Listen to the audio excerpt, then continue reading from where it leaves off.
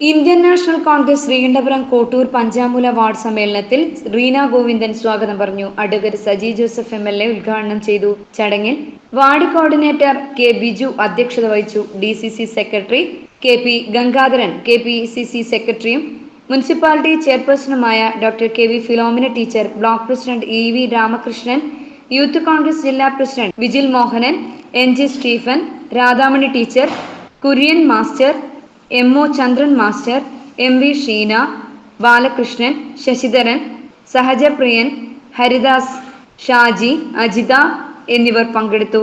ശ്യാമിലി യോഗത്തിൽ നന്ദി പറഞ്ഞു. രാഷ്ട്രീയപരമായ തിരിച്ചടികളൊക്കെ നമുക്ക് ഉണ്ടായിട്ടുണ്ടെങ്കിലും ആത്യന്തികമായി ഏറ്റവും കൂടുതൽ വൈചാരികമുള്ള നമ്മുടെ ഭാരതത്തെ ഒന്നിപ്പിച്ചു നിർത്താൻ കഴിയുന്ന വിവിധ മതങ്ങളും വിവിധ ജാതികളും വിവിധ ഭാഷകളും വിവിധ ആചാരങ്ങളും അനുഷ്ഠാനങ്ങളും ഒക്കെയുള്ള നമ്മുടെ രാജ്യത്തെ ഒന്നിപ്പിക്കാൻ കഴിയുന്ന ഏക പാർട്ടി അത് ഇന്ത്യൻ നാഷണൽ കോൺഗ്രസ് മാത്രമാണ് എന്ന് ലോകം മുഴുവൻ തിരിച്ചറിഞ്ഞിരിക്കുകയാണ്.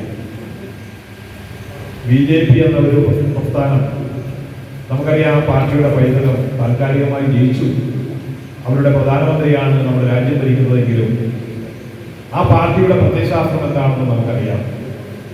നമ്മുടെ രാഷ്ട്രപിതാവിനെ വധിച്ച RSSന്റെ രാഷ്ട്രീയ പ്രസ്ഥാനമാണ് BJP. ആ BJPക്ക് ഈ ഇന്ത്യയിലെ ജനങ്ങളെ ഉൾക്കൊള്ളാൻ കഴിയില്ല എന്ന് നമുക്കറിയാം. നമ്മുടെ രാഷ്ട്രപിതാവിനെ പോലും ഏറ്റവും വലിയ രാമഭക്തനായ